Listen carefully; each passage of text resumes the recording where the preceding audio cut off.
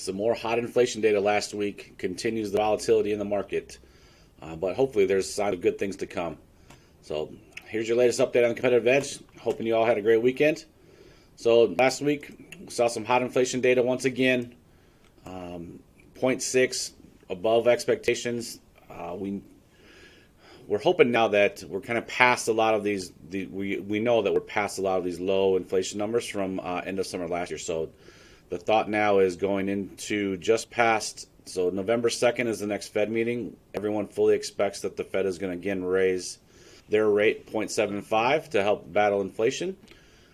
But right after that, we're going to get the October CPI inflation data, and that's looking to be potentially a good number and can help calm things down a little bit and hopefully see things start going in a more positive direction. So we're going to be replacing this 0.6 number from October of last year with the new reading. So if that reading is significantly lower, that's going to be a big boost to show that inflation is starting to slow down and things are moving in the direction that is going to calm markets down. Okay, so hopefully good news that way. The other thing I want to talk about real quick is going to be the lender you choose matters right now more than it has in a long time, okay?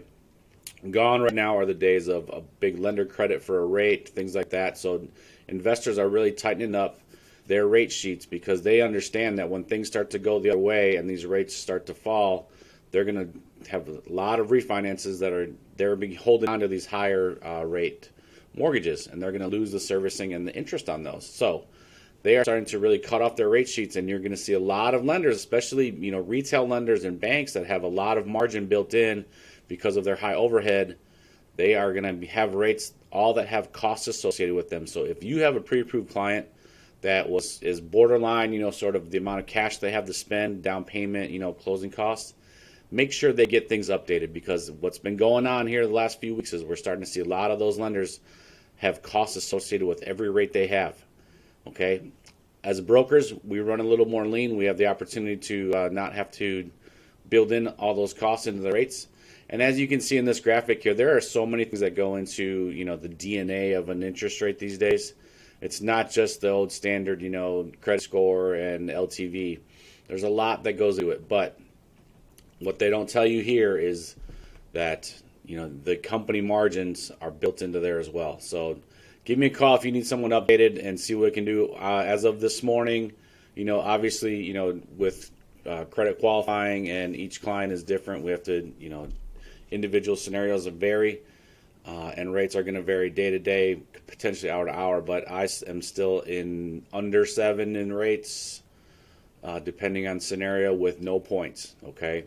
So give me a call if you want me to check out a client. If you got a client who's really on the borderline that maybe is under contract or about to be, and they got an updated pre-approval and their eyes went like, oh man, I can't afford that, or that disqualifies us from this house, let me know. See if I'll try to help you out as best I can. So hope you all have a great weekend. Let's get out there and get after it this week. I'll talk to you soon.